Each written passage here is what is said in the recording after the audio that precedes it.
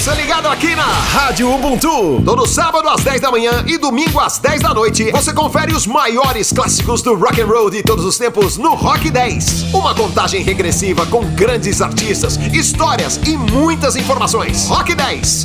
Todo sábado às 10 da manhã e domingo às 10 da noite, aqui. Rádio Ubuntu.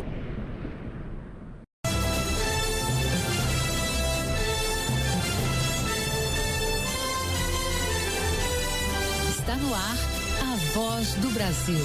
As notícias do governo federal que movimentaram o país no dia de hoje. Olá, boa noite. Boa noite para você que nos acompanha em todo o país. Segunda-feira, 5 de agosto de 2024. E vamos ao destaque do dia: integração e cooperação sul-americana. Presidente Lula vai ao Chile e assina 17 acordos, entre eles para reconhecimento mútuo de carteiras de habilitação nos dois países. Presidente chileno Gabriel Boric anuncia o apoio do Chile à Aliança Global contra a Fome, iniciativa do Brasil. E Lula defende maior cooperação em temas como segurança e mudanças climáticas. O que nós queremos, na verdade, é mais para o povo chileno e mais para o povo brasileiro. E acompanhe também, o Brasil é ouro. Rebeca Andrade é a única brasileira a conquistar 6 medalhas em Jogos Olímpicos, 4 delas em Paris. Além de programas do governo, atletas brasileiros também recebem apoio de estatais para se dedicarem aos esportes. Nossa equipe em Paris conversa com atletas brasileiros sobre a importância do patrocínio de empresas como Correios e Petrobras. E ainda, conflito no campo. Indígenas Guarani Kaiowá são atacados e fim de semana termina com feridos no Mato Grosso do Sul. Nós entrevistamos a presidente da FUNAI, Joênia Wapichana, para saber mais sobre a situação por lá e outras terras indígenas que preocupam as autoridades brasileiras. Hoje, na apresentação da Voz do Brasil, Mariana Jungmann e Luciano Seixas. E acompanhe a gente ao vivo. Acesse radiogov.ebc.com.br ou também acesse o canal Gov na sua TV aberta. Brasil e Chile mais próximos. Em visita ao país, o presidente Lula assinou vários acordos de cooperação em áreas importantes como segurança e meio ambiente. O Chile anunciou o apoio ao Brasil na criação de uma aliança global contra a fome. E os presidentes dos dois países se comprometeram com uma agenda comum de desenvolvimento. A visita marca uma nova etapa na relação entre os dois países que já têm 188 anos. 14 ministros integram a comitiva brasileira. O presidente Lula foi recebido pelo presidente chileno Gabriel Boric na sede do governo, o Palácio de la Moneda. Brasil e Chile assinaram 17 acordos em áreas como saúde, ciência e tecnologia, exploração mineral, turismo, temas consulares e defesa, além de um acordo de reconhecimento recíproco das carteiras de habilitação nos dois países. No discurso, o presidente chileno destacou o avanço das relações entre os dois países, como no comércio e turismo, e anunciou o apoio do Chile à Aliança Global contra a Fome, iniciativa do Brasil à frente do G20, o grupo das maiores economias do planeta. Já o presidente Lula defendeu uma maior integração dos países da América do Sul e reforçou a necessidade de cooperação com o Chile em temas como segurança e mudanças climáticas. O incêndio de 2023 no Chile e as enchentes deste ano no sul do país, do Brasil, põe em xeque o negacionismo climático e reforça a necessidade de cooperação entre nós. A proposta chilena de estabelecer um mecanismo regional de resposta a desastres conta com o nosso respaldo e o nosso apoio. Sem colaboração, também não é possível combater a criminalidade. Assinamos hoje um tratado de extradição e instruímos nossas equipes a ampliar ações de inteligência e operações conjuntas.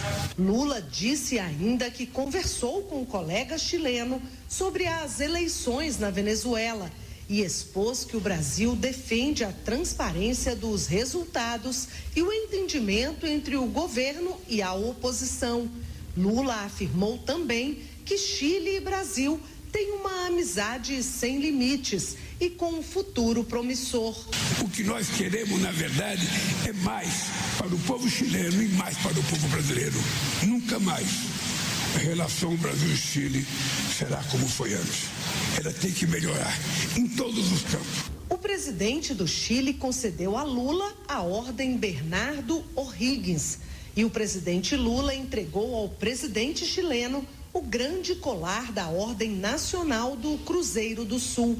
Nesta segunda-feira, Lula também visitou a Suprema Corte do Chile, a Câmara dos Deputados e o Senado. No último compromisso do dia, Lula encerra o Foro Empresarial Chile-Brasil, promovido pela Agência Brasileira de Promoção de Exportações e Investimentos. O encontro tem a participação de 500 empresários brasileiros e chilenos. De Santiago, no Chile, Luciana Colares de Holanda. O último fim de semana foi marcado por um grave conflito na terra indígena Panambi-Lagoa Rica, que abriga o povo Guarani Kaiowá, no Mato Grosso do Sul. No sábado, o Ministério dos Povos Indígenas recebeu denúncias de ataque feito por ruralistas contra indígenas. A FUNAI, no estado, foi acionada e prestou assistência aos Guarani Kaiowá. Mais cedo, nós conversamos com a presidente da FUNAI, Joênia Wapichana, sobre a situação por lá e as providências que estão sendo tomadas. Acompanhe a entrevista gravada. Presidente, boa noite. Eu queria que a senhora começasse fazendo pra gente um relato do que ocorreu nesse fim de semana lá na terra indígena Panambi-Lagoa Rica, que fica em Douradina, no Mato Grosso do Sul, e o que gera esse conflito com os Guarani Kaiowá que vivem naquela região. Então, a terra indígena Panambi, Lagoa Velha, essa que teve esse conflito onde aconteceram, ela já é uma terra que foi delimitada pela FUNAI em 2011. Mas, no entanto, teve diversas ações judiciais que suspenderam o processo administrativo que estava justamente regularizando a situação fundiária ali da terra indígena, com essas decisões judiciais, e hoje elas estão sendo discutidas no Tribunal Regional Federal da Terceira Região. Ali habitam os indígenas Guarani e Kaiowá, eles estão nessa expectativa de retomar a regularização fundiária, fizeram uma mobilização que se chama retomada dessa área que já está delimitada e que é parte do seu território tradicional, e ali eles estão acampados, Essa situação do acampamento dos indígenas, da retomada, ela gerou conflitos, Inclusive por ataques de particulares aos indígenas, que lamentavelmente ocorreu nesse fim de semana, A gente tomou conhecimento deste conflito, inclusive tiroteios com vítimas, e que a gente sabe que uma das questões é relacionado a esse procedimento do OBS que existe e que está aí há mais de década para dar o seu prosseguimento para a conclusão da regularização fundiária dessas terras, Somado a isso também há uma expectativa, criou uma expectativa de diversas manifestações relacionado à audiência de hoje, no Supremo Tribunal Federal, onde vai estar sendo discutida sobre a Lei 14.701 de 2023, que está justamente fazendo que haja um acirramento de conflito no campo. Presidente, como é que foi a atuação da FUNAI nesse caso do Mato Grosso do Sul e o que foi feito no fim de semana e mais? Quais são as ações que estão em curso para prestar assistência aos indígenas e reduzir a tensão no território? Então, a nossa coordenação regional, juntamente com o Ministério dos Povos Indígenas, tem feito acompanhamento com uma equipe local. Nós encaminhamos esses servidores para que pudesse fazer todo o relato formal. Nós encaminhamos também a Diretoria de Proteção Territorial, que acompanha o caso, não somente agora, nesse momento de conflito, mas já estão lá há algum tempo, justamente porque havia toda uma possibilidade, os indígenas encaminham o documento, inclusive encaminharam esse receio, de ameaças, e essas articulações, essas ações da FUNAI foram feitas junto à polícia, né? Tanto a Polícia Federal também como a Força Nacional, através do Ministério dos Povos Indígenas e até mesmo através aqui da própria FUNAI, nós solicitando tanto o reforço dos policiais que estão ali, mas que também houvesse investigações e responsabilização por essas ações do ataque, né? Houve feridos, né? Estão no hospital e a gente precisa justamente apurar o que levou a essa situação e os envolvidos, né? Além do primeiro ataque, que foi no dia 3 de agosto, também teve um início de incêndio, de queimadas. Também a FUNAI, né, logo, rápido também acionou para que a polícia tivesse esse resguardo, essa segurança das comunidades indígenas que estão ali presentes. Então a gente também... Opa. Lembrando que o que ocorreu, então, no sábado foi um tiroteio, não é isso, presidente? E depois Isso. A gente ainda teve uma tentativa de incêndio? Isso, teve o início de um incêndio ali na área, né? Isso já aconteceu no domingo. E a gente tem o número de indígenas atingidos, mortos e feridos? Tem 8 indígenas feridos, 5 foram para o hospital. Certo. Presidente... O incêndio foi contido. Hoje existem outras terras indígenas em conflitos fundiários semelhantes a esse. A senhora pode dizer para a gente onde mais a FUNAI tem estado em alerta para situações semelhantes a essa dos Guarani Kaiowá no Mato Grosso do Sul? Infelizmente, sim, né? Somente para complementar, né? Eu vou estar indo amanhã no Ministério, aliás, juntamente com o Ministério dos Povos Indígenas, em Dourados, lá na área de conflito, para ter uma oitiva mais de perto com os povos indígenas. Em relação à sua pergunta, sim, infelizmente, sim, né? Estamos com conflitos severos, né? Atualmente na região oeste do Paraná, né, nos municípios de Guaíra e Terra Roxa, na terra indígena Tecurraguaçu, Guavirá, do povo indígena Avaguarani, e que também são áreas delimitadas pela FUNAI em 2018. Então, também existe conflito no sul da Bahia, né, que afeta os povos Pataxó, e no Rio Grande do Sul também, entre os Caingangue, né? A FUNAI, ela tem feito o monitoramento desse conflito em conjunto com o Ministério dos Povos Indígenas, e o governo federal criou uma sala de situação justamente para que possa acompanhar de perto, né? E também ter ações articuladas junto com outros ministérios, como o Ministério da Justiça e a Força de Segurança. A gente entende, principalmente o governo, a FUNAI, que precisa dar continuidade no processo de demarcação, e essa seria uma ação fundamental para reduzir esses conflitos fundiários, né, para garantir tanto o direito dos povos indígenas, mas também dos não indígenas, e promover assim um ordenamento fundiário responsável. Muito bem, nós conversamos com Joênia Wapichana, presidente da FUNAI. Muito obrigado por sua entrevista aqui à Voz do Brasil. Obrigada. Brasil contra fake. Quem recebe o Bolsa Família deve ficar atento. Circulam informações falsas que o governo teria acabado com o programa e decretado a redução do benefício a partir de julho. Mas atenção, isso é mentira. Esse é o tema do Brasil contra fake de hoje.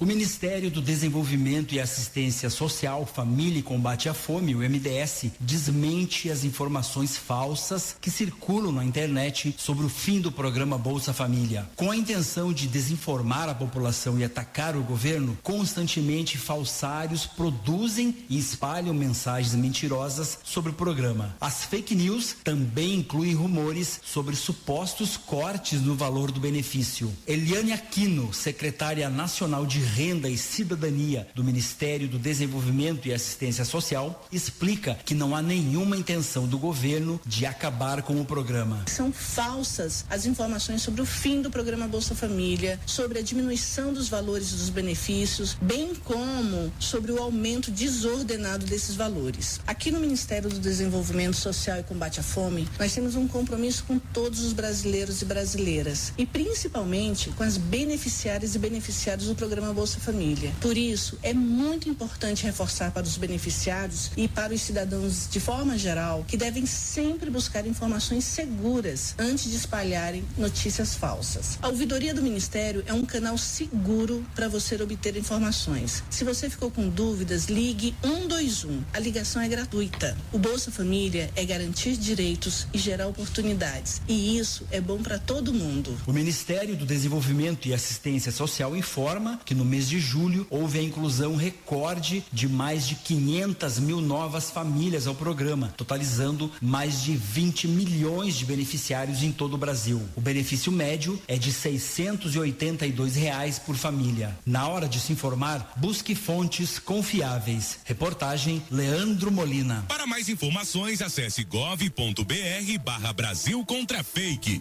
Pois é, o Bolsa Família é um dos programas do governo que contribui para tirar as pessoas da miséria. Relatório divulgado pelas Nações Unidas em julho mostrou que 14.700.000 brasileiros deixaram de passar fome no Brasil em 2023. Mas quais foram as ações que contribuíram para essa conquista? Hoje vamos mostrar como políticas voltadas para as mulheres contribuíram para a redução da fome no país.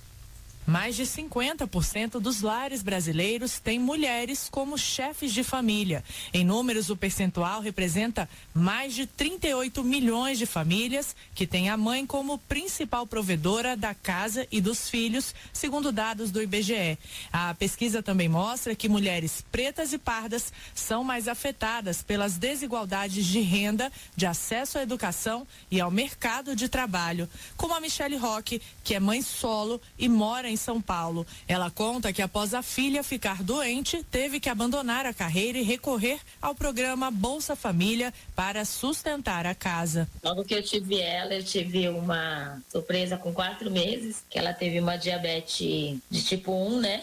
Então eu não pude trabalhar muito, por motivo de saúde dela. Por isso que eu precisei do auxílio para poder me ajudar, eu comprar os remédios, comprar alimentação. Mas a Michele conseguiu matricular a filha em uma escola integral e voltou a trabalhar. Hoje eu trabalho de doméstica, né? Trabalho 3 vezes na semana. Histórias como a da Michele mostram a dura realidade enfrentada por muitas brasileiras e também evidenciam a importância de políticas públicas voltadas especificamente para elas. Segundo a ministra das Mulheres, Cida Gonçalves, uma série de ações vem sendo desenvolvidas para proteger as mulheres contra as violações de direitos e facilitar o acesso ao mercado de trabalho. Eu acredito que é o programa Bolsa Família, eu acho que ele é o carro-chefe, né? Nós temos dos 20 milhões de pessoas que recebem, 17 milhões são mulheres, né? Então são mais de 85%. Nós temos o programa Minha Casa Minha Vida, nós temos o programa de empreendedorismo feminino que faz com que investir para que a mulher possa ter condições do seu pão de queijo, do seu pão, né, do guardanapo, se transformar em microempreendedorismo. E as ações coordenadas vêm dando resultado. É o que mostra o relatório das Nações Unidas sobre o estado da insegurança alimentar mundial. Segundo o estudo, quase 15 milhões de pessoas deixaram de passar fome no Brasil no ano passado. Para o embaixador Maurício Carvalho Lírio, secretário de Assuntos Econômicos e Financeiros do Ministério das Relações Exteriores, priorizar as mulheres em políticas públicas reduz as desigualdades. O Banco Mundial já tem indicado isso de várias maneiras, é muito mais eficaz estabelecer programas, seja de microcrédito, seja de transferência de renda, quando a principal, a beneficiária direta é a mulher. Entre as iniciativas do governo federal voltadas para elas, também está o lançamento da chamada ATER para Mulheres Rurais, que promove a igualdade de gênero no campo, para mais de 10 mil agricultoras. Reportagem Gabriela Noronha. Amanhã nós vamos falar sobre como as políticas voltadas para a criação de emprego e renda colaboraram para o Brasil sair do mapa da o Brasil sair do mapa da fome. Não há desenvolvimento sem indústria, foi o que afirmou o presidente em exercício e ministro do Desenvolvimento, Indústria, Comércio e Serviços, Geraldo Alckmin. A declaração foi feita hoje durante a cerimônia de abertura do Congresso Aço Brasil e Expo Aço em São Paulo. Alckmin destacou a preocupação do governo em promover uma reindustrialização que seja sustentável para o país por meio do Programa de Mobilidade Verde e Inovação sancionado este ano. Nós estamos colocando em 4 anos 16,5 bilhões de reais de incentivo à indústria automotiva para que ela possa descarbonizar, ter mais eficiência energética e inovação. Brasil nas Olimpíadas. Ganhou mais uma medalha nos Jogos Olímpicos de Paris. A ginasta Rebeca Andrade foi ouro na final do solo e se tornou a maior medalhista do Brasil. Atletas da ginástica e do judô são patrocinados por empresas estatais brasileiras. Dinheiro que serve para equipamentos, alimentação e para que esses esportistas se concentrem nos treinos e nas vitórias. A reportagem é de Jéssica Gonçalves, que está em Paris acompanhando as Olimpíadas.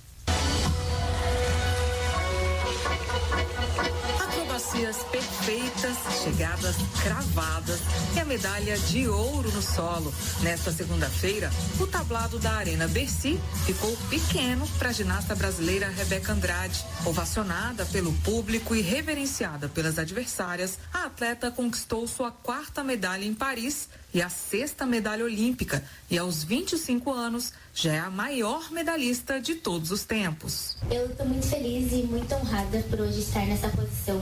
É algo que é muito difícil de ser conquistado. A gente treina bastante, luta bastante, bate diversas vezes no quase. O desempenho de Rebeca em Paris veio para consolidar o Brasil como potência mundial na ginástica. Além do talento e dedicação da equipe, a evolução do esporte nos últimos anos também é fruto de outros fatores, como o maior investimento em infraestrutura e programas de treinamento no Brasil e o aumento dos patrocínios, incluindo públicos, como o Bolsa Atleta e a Lei de Incentivo ao Esporte. E ainda graças ao apoio de estatais como os Correios, que patrocina a Confederação Brasileira de Ginástica. Com valor total de 4,5 milhões de reais e duração de 1 ano, o investimento dos Correios inclui diversas modalidades, como a ginástica artística, ginástica rítmica, aeróbica e acrobática, como explica a diretora de Governança e Estratégia dos Correios, Juliana Piccoli. Com relação à ginástica, a gente entendeu que seria importante estar presente porque traz esse brilho no olhar, né? Traz essa potência, essa força, essa renovação. Em Paris 2024, 55 atletas e para-atletas são patrocinados pela Petrobras. Entre eles, a judoca Beatriz Souza, que ganhou a 1ª medalha de ouro do Brasil na Olimpíada. A paulista, de 26 anos, um dos maiores talentos apoiados pela estatal, já acumulava vários títulos nacionais e internacionais, como 2 bronzes e 1 prata no Mundial e o mesmo número de medalhas nos Jogos Pan-Americanos. A agora medalhista olímpica afirma que esses recursos fizeram toda a diferença na sua carreira. É um dinheiro onde a gente consegue investir na nossa qualidade de vida. Às vezes a gente consegue investir numa roupa de treino melhor, num suplemento mais confiável de uma marca melhor. Segundo a gestora do patrocínio do time Petrobras, Denise Chicubo, os programas de apoio ao esporte não só oferecem recursos financeiros e infraestrutura, mas também ajudam a revelar novos talentos. A gente investiu 14 milhões e 300 reais contra 10 milhões em Tóquio, e a gente conseguiu aumentar também o time, né, de 22 atletas para 55 atletas. A gente vê como é importante a gente investir no atleta desde o início para que ele consiga os melhores resultados na sua carreira, né? Não é entrar como patrocinador só quando o atleta já é grande. Outra estatal que tem investido no esporte brasileiro é a Caixa Econômica Federal. Nos últimos 22 anos, a Caixa e as loterias Caixa destinaram mais de 698 milhões de reais para apoiar diversas modalidades esportivas, como as confederações brasileiras de atletismo e de ginástica e o Comitê Paralímpico Brasileiro, beneficiando 148 mil pessoas, entre atletas de alto rendimento e jovens talentos. Só no ano passado, os repasses sociais para o esporte das loterias somaram mais de 1 bilhão e 600 milhões de reais. Já o Banco do Brasil apoia esportes como o vôlei de quadra e de praia, o skate e o surf. E em 2023, investiu 118 milhões de reais em patrocínios esportivos. De Paris, na França, Jéssica Gonçalves. Empresas com 100 ou mais funcionários devem preencher o relatório de transparência salarial e de critérios remuneratórios pelo site do Emprega Brasil até o dia 30 de agosto. O procedimento é determinado pela Lei de Igualdade Salarial. No dia 30 de setembro, o governo federal deve divulgar os dados gerais dos relatórios entregues. Caso a empresa não promova a publicidade das informações, é aplicada multa administrativa de até 3% da folha de salários do empregador. Ainda podem ser aplicadas sanções em casos de discriminação salarial entre mulheres e homens. Dados do primeiro relatório fornecidos por cerca de 49 mil estabelecimentos revelaram que as mulheres ganham 19,4% a menos do que os homens na mesma função. E essas foram as notícias do governo federal. Uma realização da Secretaria de Comunicação Social da Presidência da República. Com produção da empresa Brasil de Comunicação. Fique agora com as notícias do Poder Judiciário e do Congresso Nacional. Boa noite. Boa noite para você e até amanhã. A Voz do Brasil. Governo Federal.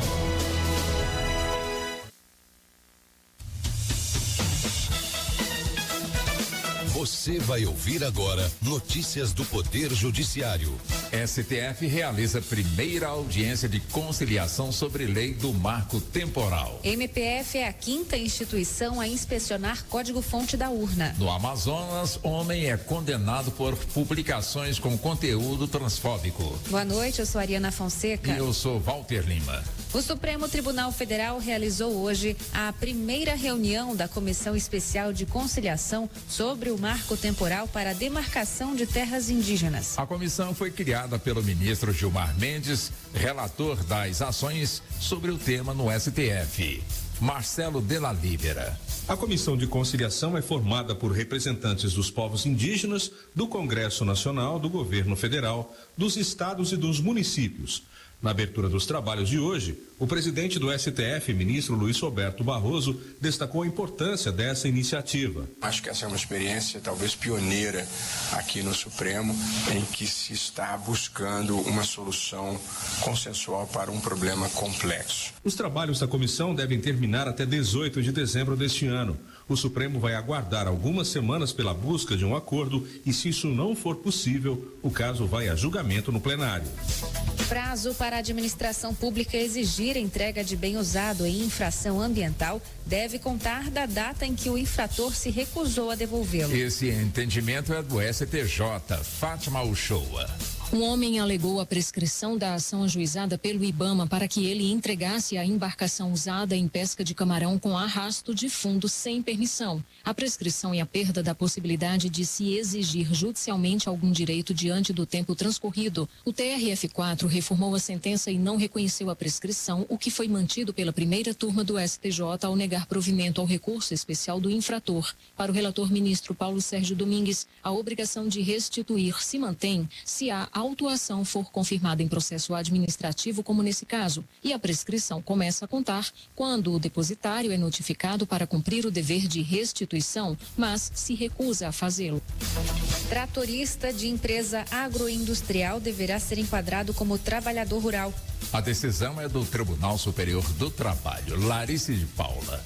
O trabalhador de uma usina de cana-de-açúcar foi contratado em 1992 e demitido em 2003. Um ano depois de ser dispensado, ele acionou a justiça para pedir o pagamento de horas extras e de deslocamento pelo tempo de serviço. O TRT da 15ª Região em Campinas, São Paulo, limitou a condenação aos 5 anos anteriores ao ajuizamento da ação com base na emenda constitucional de 2000. Mas o TST enquadrou o tratorista como trabalhador rural, afastando a prescrição dos 6 primeiros anos de trabalho. Assim, o empregado deverá receber as verbas trabalhistas dos 11 anos de contrato.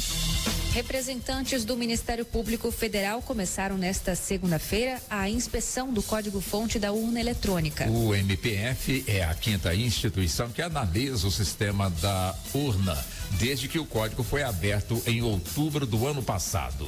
Sofia Dorta. 5 especialistas das Secretarias de Tecnologia da Informação e de Perícia, Pesquisa e Análise do MPF estarão no Tribunal Superior Eleitoral até amanhã. O assessor nacional de Segurança da Informação do MPF, Newton Martins, disse que a análise técnica do código-fonte da urna eletrônica é importante para apontar eventuais melhorias. Justiça Federal condena morador do município de Lábrea, no Amazonas, por postagens com conteúdo transfóbico em rede social. O crime foi praticado contra participantes de um concurso do município em dezembro de 2019. Maressa Urmena. A sentença tem como base uma decisão do Supremo Tribunal Federal que caracteriza o caso como racismo social, devido à intensidade dos comentários feitos, com a clara intenção de praticar e incitar discriminação e preconceito contra a comunidade LGBTQIA+. A sentença de 2 anos e 11 meses de prisão foi convertida em prestação de serviços gratuitos à comunidade. Além disso, o homem deve pagar um valor equivalente a 20 salários mínimos destinados à entidade de assistência social, sem fins lucrativos. Você acompanha outras notícias do Poder Judiciário em 104,7 FM para Distrito Federal e em torno e também pela internet. Acesse rádio e TV justiça.jus.br e ouça ao vivo pelo Tunin. Acesse tunin.com, baixe o aplicativo no seu celular. Uma boa noite. E até amanhã. Notícias do Poder Judiciário, uma produção da Rádio Justiça, Supremo Tribunal Federal.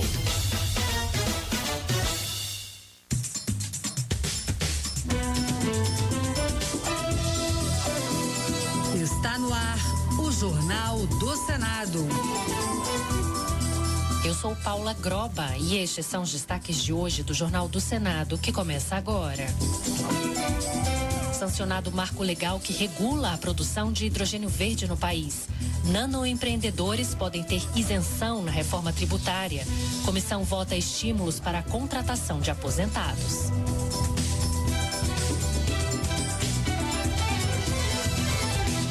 Boa noite. Empresas poderão ganhar incentivos na contratação de idosos aposentados. A Comissão de Assuntos Econômicos tem na pauta desta semana um projeto que trata do assunto. A ideia é estimular as empresas a ampliar seu quadro de funcionários com esse grupo específico. O repórter Bruno Lourenço tem os detalhes. O projeto de lei que está pronto para ser votado na Comissão de Assuntos Econômicos isenta das contribuições previdenciárias devidas pelos trabalhadores e pelos empregadores as contratações de aposentados desde que a empresa tenha aumento do número total de funcionários. A proposta também dispensa os patrões da obrigação de depositar a título de FGTS a importância correspondente a 8% da remuneração e do dever de indenizar o trabalhador em 40% do montante de todos os depósitos realizados na conta vinculada durante a vigência do contrato de trabalho em caso de demissão. O senador Jaime Campos, do União de Mato Grosso, elogiou a iniciativa. O Brasil tem atualmente 17 milhões de pessoas aposentados que não estão inseridos no mercado de trabalho. E eu tenho certeza absoluta que uma grande parcela desses cidadãos e cidadãs tem capacidade ainda plena, não só física, como mental, para estar inserido no mercado de trabalho. Mas o líder do governo, Jacques Wagner, do PT da Bahia, alertou para o custo dessa isenção, estimado em 70 bilhões de reais. Portanto, não teria pagamento e recolhimento de previdência do trabalhador nem do empresário, que, segundo a Fazenda e a Receita, poderiam dar um impacto da ordem de 70. O projeto de lei também cria o cadastro de vagas para aposentados do Sistema Nacional de Emprego.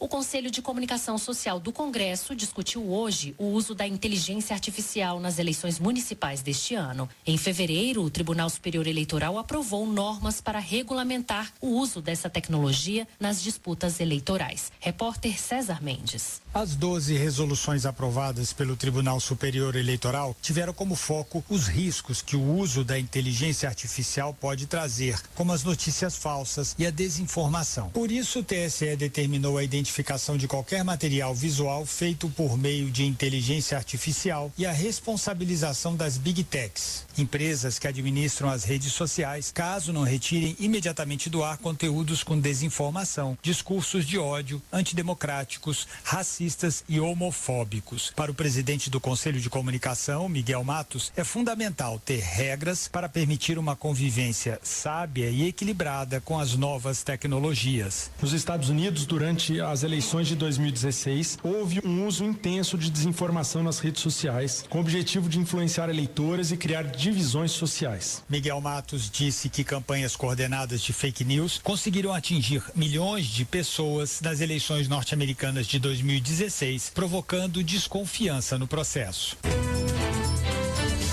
O Brasil agora possui sua Lei Geral do Espaço. Pode parecer algo distante para muitos de nós, mas as pesquisas espaciais trazem diversas contribuições para as nossas vidas cotidianas. Por exemplo, o GPS do nosso celular, roupas que absorvem o suor ou os óculos de sol mais resistentes à radiação ultravioleta e sistemas de segurança nacional. Com a nova lei, empresas nacionais também poderão ser estimuladas a investir no desenvolvimento de tecnologias de ponta. Quem traz mais detalhes é a repórter Marina Dantas. A chamada Lei Geral do Espaço é ampla e trata, entre outros assuntos, do lançamento de foguetes nacionais, da exploração de recursos espaciais, do turismo no espaço, do desenvolvimento de satélites e de sistemas de pesquisa com a cooperação e investimento dos setores público e privado, nacional e internacional. No Senado, o projeto que deu origem à lei teve como relator o senador astronauta Marcos Pontes, do PL de São Paulo. Ele acredita que a nova norma abrirá espaço para o desenvolvimento de empresas nacionais focadas na alta tecnologia. É uma lei esperada por décadas que traz uma coordenação extremamente importante para que esse setor evolua da maneira que o país precisa, coloca as divisões adequadas da parte militar, parte civil, a entrada do setor privado. Isso vai gerar muitos recursos para o país, isso vai gerar empregos, isso vai trazer o desenvolvimento através dos meios de espaço. Houve veto sobre a possibilidade de aprovação automática de licenciamento ambiental, em caso de descumprimento do prazo prorrogado de 120 dias para esse tipo de processo. O Ministério do Meio Ambiente considerou esse dispositivo inconstitucional. O Congresso poderá manter ou derrubar o veto. Também foi sancionado o marco regulatório do hidrogênio verde. A versão final da lei excluiu trechos que tratavam de créditos fiscais para um programa de subsídios à nova cadeia industrial. Um novo projeto com esses pontos deve ser enviado ao Congresso ainda nesta semana. O repórter Paulo Barreira traz as informações. O presidente Lula sancionou a lei que define diretrizes para a produção, comercialização e uso do hidrogênio verde como fonte de energia sustentável no país. De origem da Câmara dos Deputados, o projeto passou por uma comissão temporária criada especialmente para tratar do assunto no Senado. O relator Otto Alencar, do PSD da Bahia, destacou que o marco representará um avanço para a proteção do meio ambiente, permitindo resultados positivos para a economia. Nós vamos futuramente não depender das energias produzidas nas termoelétricas, com gás ou com outros combustíveis fósseis. O mundo precisa se renovar e deixar de produzir energia com gases de efeito estufa, que produzem danos ao meio ambiente. É isso que pretende esse projeto do hidrogênio verde, que nós não temos ainda uma legislação no Brasil, vai ter a partir de agora, e outros países já estão mais avançados do que nós. O presidente Lula vetou os trechos que tratavam do programa de subsídios para a nova cadeia industrial, que previa a concessão de 18,3 milhões de reais. Ele deverá encaminhar nos próximos dias ao Congresso Nacional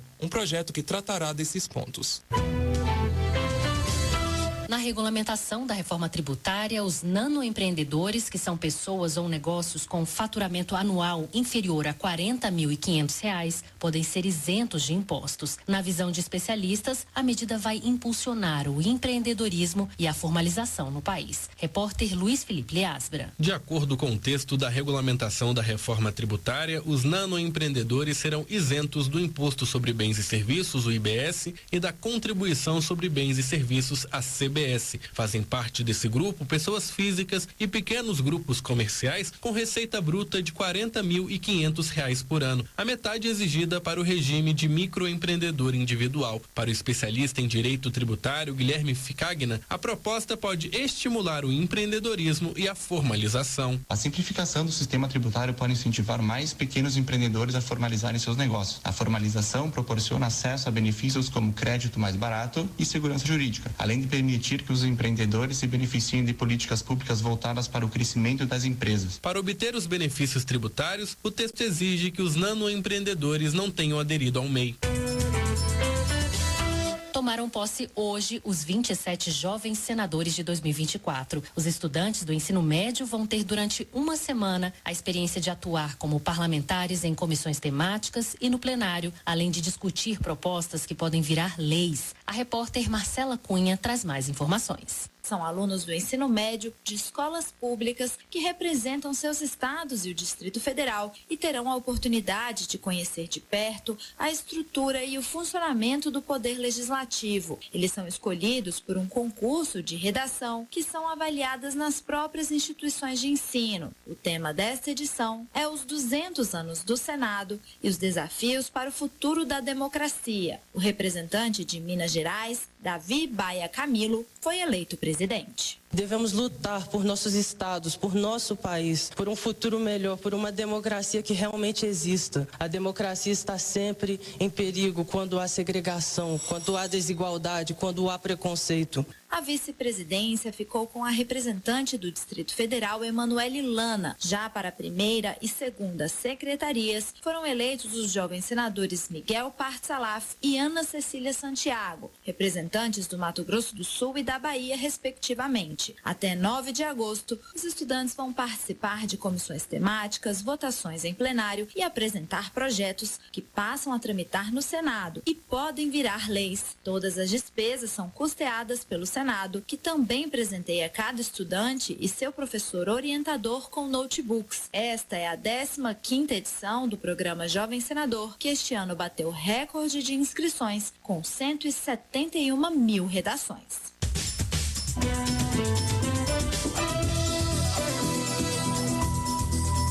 Com trabalhos técnicos de Eliseu Caires, o Jornal do Senado fica por aqui. Acompanhe agora as notícias da Câmara dos Deputados. Boa noite e até amanhã.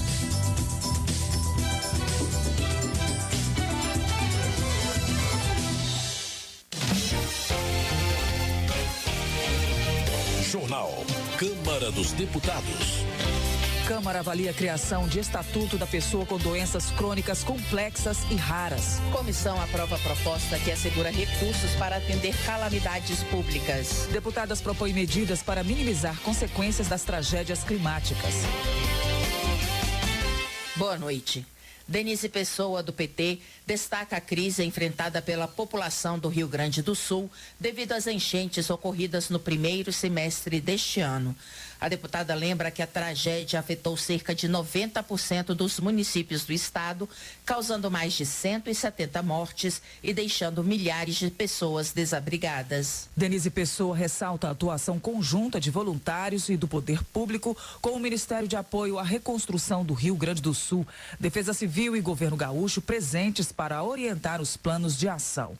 Ela avalia que a recuperação do estado demanda atenção às mudanças climáticas, com políticas de preservação e com a realocação de pessoas para áreas seguras. A gente sabe que, infelizmente, parece que o clima não será mais o mesmo como era antigamente. A gente mudou e a gente precisa estar atento também, mudar algumas posturas, mesmo na questão da educação ambiental, as cidades, né? A gente vai tirar as pessoas de área de alagamento, mas não podemos colocar em áreas de encosta de deslizamento, né? Então, está havendo migrações das pessoas que saem dessas áreas de risco, mas a gente precisa repensar a cidade, né? Preservando sempre as áreas de risco e vegetações que são extremamente importantes, né? A mata ciliar para os rios. Os desafios são grandes, mas acho que de forma conjunta a gente vai conseguir melhorar a situação do estado do Rio Grande do Sul. Reginete Bispo, do PT do Rio Grande do Sul, observa que as tragédias ambientais afetam principalmente a população negra e pobre do país. Segundo a deputada, são as comunidades periféricas que sofrem com a falta de planejamento urbano adequado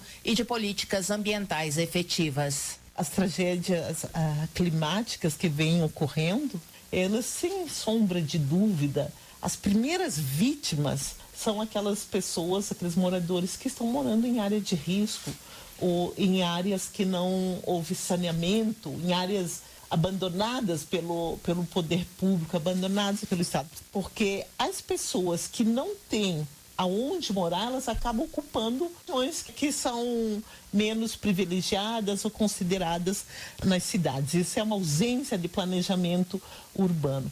Para Reginete Bispo, é possível reverter essa situação repensando as cidades para atender de forma digna toda a população. De acordo com a deputada, também é preciso melhorar o saneamento no entorno dos grandes centros e aprimorar o sistema de coleta e reciclagem do lixo. Avança na Câmara projeto de lei que assegura recursos para atender calamidades públicas. A repórter Silvia Munhato tem os detalhes. A Comissão de Integração Nacional e Desenvolvimento Regional da Câmara dos Deputados aprovou o projeto que assegura o uso de recursos da União para atender calamidades públicas. O relator, deputado Padovani, do União do Paraná, recomendou a aprovação citando várias calamidades recentes, principalmente no sul do país. Tivemos também no Vale do Rio Iguaçu, no estado do Paraná, enchentes em São Mateus e em Rio Negro. Quer dizer, temos que aperfeiçoar, temos que estar preparados para ter recursos para atender a população nas questões de defesa civil. Não sabemos quando elas ocorrem, mas sabemos que a atenção à população, principalmente a população carente, tem que ser na hora. Pelo texto, o Executivo poderá abrir créditos suplementares destinados a despesas na área de defesa civil. A abertura desses créditos se dará por meio da anulação de dotações, reserva de contingência, superávit financeiro ou excesso de arrecadação, respeitadas as leis orçamentárias e as regras fiscais. O projeto, que busca dar mais flexibilidade para atendimento de despesas com calamidades públicas, ainda será analisado pelas comissões de Finanças e Tributação e de Constituição e Justiça. Depois seguirá para o plenário. Da Rádio Câmara de Brasília, Silvia Munhato. Desenvolvimento Regional. Joseildo Ramos, do PT da Bahia, comemora a sanção da lei que institui a tarifa social de água e esgoto para pessoas de baixa renda. Ele explica que a norma prevê descontos para quem recebe até meio salário mínimo e esteja cadastrado no CadÚnico, que more com idosos ou pessoas com deficiência e comprove não possuir meios de sustentar a família. Joseildo Ramos lembra que, em paralelo à tarifa social, a nova lei cria a conta de universalização do acesso à água para promover o acesso de 100% da população aos serviços de abastecimento de água e esgotamento sanitário. O deputado espera que a medida garanta a todos o direito essencial à água previsto pela Organização das Nações Unidas. Portanto, aquelas comunidades indígenas, quilombolas, os povos tradicionais, os povos de fecho e fundo de pasto, terão que receber água na quantidade e na qualidade e na potabilidade que indique que ela é importante e adequada para se ter uma vida saudável, ou seja, para a gente ter cabimento do direito humano. Educação. Proposta prorroga processos seletivos para universidades caso calamidades comprometam o calendário escolar. A repórter Paula Moraes nos conta quais são os requisitos. Uma proposta em análise na Câmara prorroga automaticamente os processos seletivos para ingresso em curso superior se o funcionamento regular das escolas de ensino médio for comprometido por alguma calamidade reconhecida pelo Congresso Nacional. Pela proposta, esses processos e o início das atividades letivas na educação superior serão prorrogados para até 30 dias após a conclusão das atividades do ano letivo no ensino médio. A medida vale para todos os sistemas de ensino do território nacional. O texto já foi aprovado pela Comissão de Educação da Câmara. O relator, deputado professor Reginaldo Veras, do PV do Distrito Federal, explica que a proposta surgiu no contexto da pandemia de Covid-19 e exemplifica os benefícios do projeto. Exemplo, vários estados, por causa de uma pandemia, não conseguiu concluir o ano letivo do ensino médio, tendo que terminar no ano subsequente. Então, o aluno não pode ficar prejudicado, uma vez que ele não concluiu, uma vez que ele não tem o certificado. Logo, os processos seletivos em universidades públicas teriam também que ser prorrogados até que houvesse a conclusão do ensino médio em todas as instituições. A proposta que prorroga os processos seletivos para o ensino superior no caso de o funcionamento do ensino médio ser comprometido por calamidade ainda precisa ser analisada pela Comissão de Constituição e Justiça e pelo plenário da Câmara. Da Rádio Câmara de Brasília, Paula Moraes.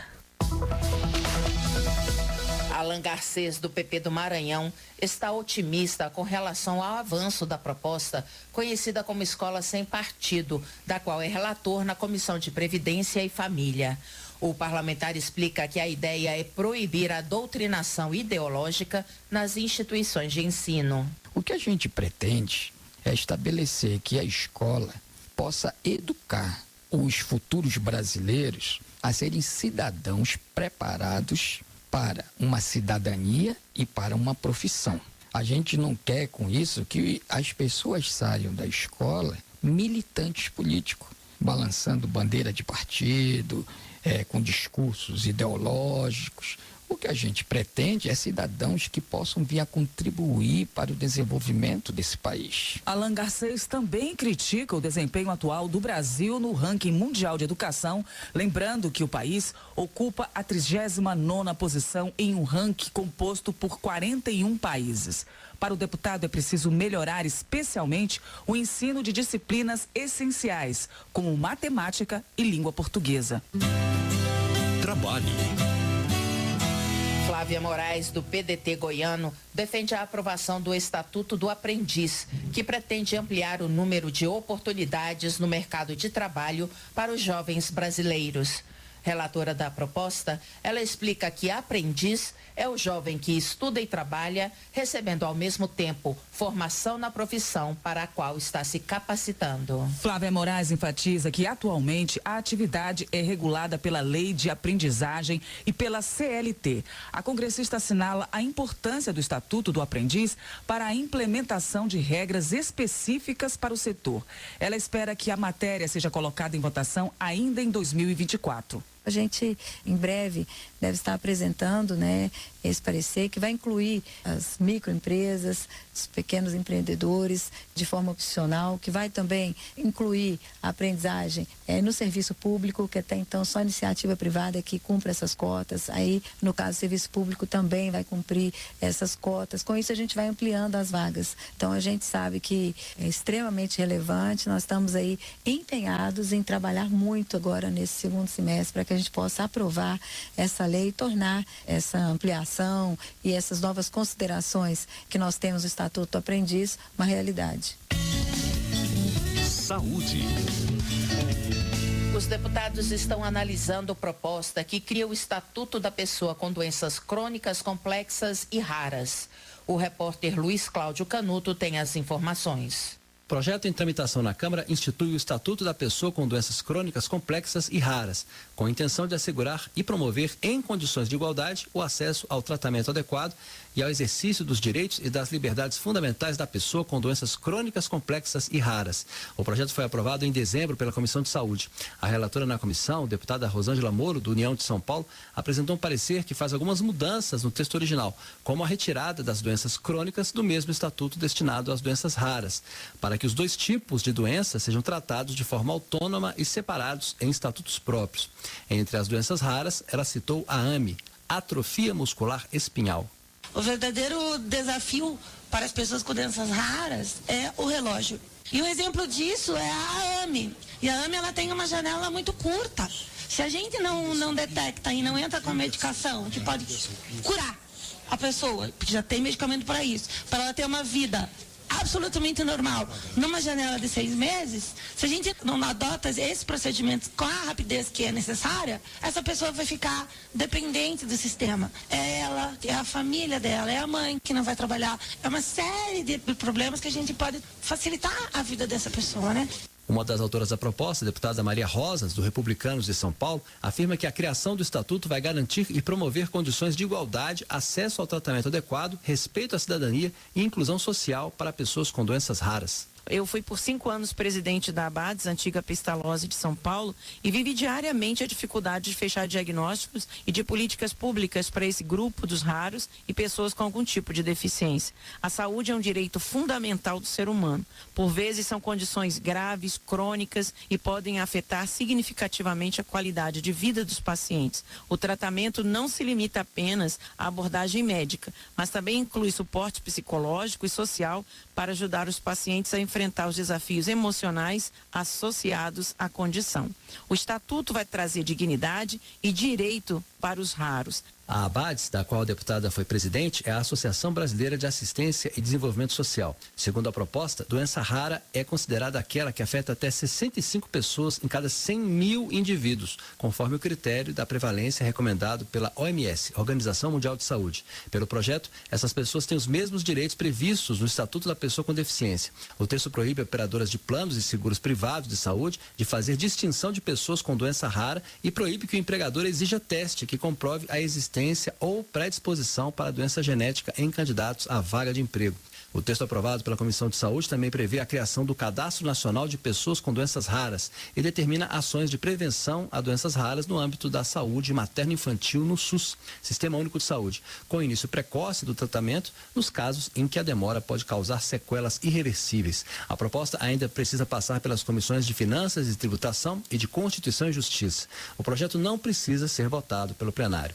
O Instituto João Clemente estima que atualmente o Brasil tenha 13 milhões de pessoas com doenças raras, o que representa um custo 4 vezes maior para o sistema de saúde se não há diagnóstico precoce. Da Rádio Câmara de Brasília, Luiz Cláudio Canuto. Direitos Humanos. Luiz Couto, do PT, alerta para a violência contra crianças, adolescentes e idosos. Ele lembra que muitas vezes os abusos são cometidos pelos próprios familiares das vítimas, o que dificulta as investigações. O deputado propõe a criação de políticas públicas específicas para esses grupos mais vulneráveis. Luiz Couto também lamenta a crescente violência contra as mulheres na Paraíba e no Brasil. O parlamentar ressalta o trabalho de ONGs e do poder público no enfrentamento a essa situação, mas avalia que a implantação de medidas efetivas está relacionada à realização de um levantamento que englobe todo o país. Essa situação, ela precisa efetivamente ter um levantamento mais completo. É por isso que a gente está indo em cada estado para fazer esse levantamento e ver quais são as providências que são tomadas ou que não são tomadas, né? E cobrar disso aqui. Votação. As convenções partidárias para a escolha dos candidatos às eleições municipais, mobilizando a atenção dos deputados, o ritmo do plenário diminuiu. Mas ainda nesse semestre, a Câmara tem uma agenda importante de votações pela frente. Confira na reportagem de Cid Queiroz. Além da Lei de Diretrizes Orçamentárias, que define as regras para a elaboração do orçamento do ano que vem, os deputados precisam votar o segundo projeto de regulamentação da reforma tributária, o PLP 108 de 2024, que trata do funcionamento do Comitê Gestor. Responsável pela administração do novo imposto sobre bens e serviços, o Comitê Gestor participará da definição da alíquota de referência do IBS. É o que explica o deputado Mauro Benevides Filho, do PDT do Ceará. Se até 2032 você estará excluindo todos os incentivos fiscais, salvo aqueles que estão sendo preservados aqui, você tem aí pelo menos mais 500 bilhões de reais de receita. E esses números precisam estar incorporados quando o Comitê Gestor, do Comitê Gestor você vai ter uma equipe junto com a Receita Federal, que vão simular essa metodologia, submeter ao Tribunal de Contas da União essa alíquota de referência, e chancelado pelo Tribunal de Contas, e volta para o Senado Federal, para que finalmente essa alíquota de referência, que será para todo o Brasil, possa ser definitivamente aprovado aqui no âmbito do Congresso Nacional. O Congresso precisa decidir também sobre o programa de microcrédito e renegociação de dívidas dos pequenos empresários, a prorrogação dos incentivos para a produção de energia limpa, com o objetivo de conter o aumento na conta de luz, e o projeto que trata das medidas de compensação fiscal para a prorrogação das desonerações. Na pauta ainda, projetos de socorro ao Rio Grande do Sul, a prorrogação do Programa Especial de Regularização Tributária, o PERT, o auxílio financeiro ao Estado e aos municípios para compensar as perdas de arrecadação de ICMS e ISS, o programa Retoma Rio Grande do Sul, para que empresas e trabalhadores possam superar os impactos das enchentes deste ano, e o PERSE Rio Grande do Sul, que prorroga até 2029 o programa de apoio ao setor de eventos e estende os benefícios para todos os setores da economia. coordenador da comissão externa que acompanhou a tragédia no Rio Grande do Sul, o deputado gaúcho Marcel Van Hatten, do Novo, saudou a aprovação das urgências para a votação dessas matérias. Eu quero saudar também a iniciativa de Vossa Excelência, deputado Arthur Lira, presidente da Câmara, de colocar em votação 4 urgências. Falo aqui do projeto de Alceu Moreira, que trata de um PERSE para o Rio Grande do Sul. Falo aqui do projeto da deputada Anne Ortiz, que trata do PERT para o Rio Grande do Sul. Falo aqui do projeto do deputado Pompeu de Matos, que trata da recomposição do ICMS de municípios e de estados que estão perdendo muita receita em virtude do colapso da iniciativa privada. E falo aqui também do programa Retoma RS, de autoria do deputado Pedro Westphalen, que vai tratar também da manutenção do emprego e da renda e o salvamento da iniciativa privada, que é tão importante. Esses e outros debates e votações você acompanha no portal da Câmara, na rádio e na TV Câmara, no nosso canal no YouTube e nas nossas redes sociais. Da Rádio Câmara de Brasília, Cid Queiroz. Termina aqui o Jornal Câmara dos Deputados com trabalhos técnicos de Everson Urani e apresentação de Val Monteiro e Luciana Vieira. Uma boa noite. Boa noite. Ouça agora as notícias do Tribunal de Contas da União. Minuto do TCU. O Tribunal de Contas da União está analisando os processos de contratação de serviços hospitalares no Sistema Único de Saúde. O levantamento faz parte do projeto Eficiência na Saúde, que é coordenado pelo TCU com a participação de outras instituições de controle. O objetivo é contribuir para melhorias na gestão dos recursos e na qualidade dos serviços. Até o momento, foram identificados mais de 200 riscos potenciais que podem comprometer a eficiência e a sustentabilidade do sistema. O tribunal encontrou fragilidades na definição das necessidades da população e do perfil dos hospitais. Também há problemas na formulação de contratos, incluindo metas e indicadores, além de falhas na fiscalização da execução contratual. Saiba mais detalhes do trabalho em tcu.gov.br. TCU, fiscalização a serviço da sociedade.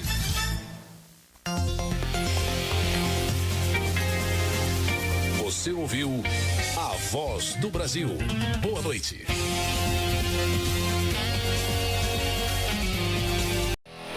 Você ligado aqui na Rádio Ubuntu. Todo sábado às 10 da manhã e domingo às 10 da noite, você confere os maiores clássicos do rock and roll de todos os tempos no Rock 10. Uma contagem regressiva com grandes artistas, histórias e muitas informações. Rock 10. Todo sábado às 10 da manhã e domingo às 10 da noite, aqui. Rádio Ubuntu.